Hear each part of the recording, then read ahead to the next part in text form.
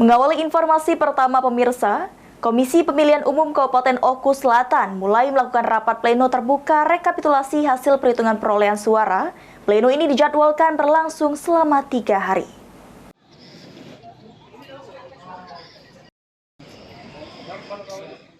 Tahapan puncak pemilu tingkat kabupaten dalam mendapatkan hasil perolehan suara dari seluruh TPS di Kabupaten Oku Selatan dimulai dengan berlangsungnya rapat pleno terbuka rekapitulasi perhitungan perolehan suara oleh KPU Oku Selatan. Dengan dilaksanakannya rapat pleno rekapitulasi perhitungan perolehan suara ini, maka tuntas sudah tahapan pemilu serentak tahun 2024 di Kabupaten Oku Selatan. Adapun hasil dari pleno ini nanti akan diserahkan ke Komisi Pemilihan Umum Provinsi Sumatera Selatan.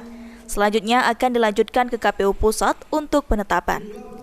Rapat pleno rekapitulasi perhitungan perolehan suara tingkat kabupaten ini bertempat di Gedung Kesenian Kecamatan Muara II dan dijadwalkan akan berlangsung selama 3 hari ke depan.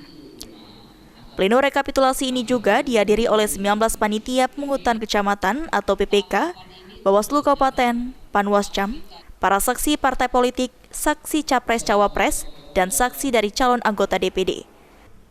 Rekapitulasi ini juga dikawal ketat pihak kepolisian, TNI, dan Satpol PP. Hari ini kita melaksanakan rapat pleno tingkat kabupaten. Dalam pleno ini kita laksanakan dalam 3 hari dan semoga dalam 3 hari tidak ada keribuan.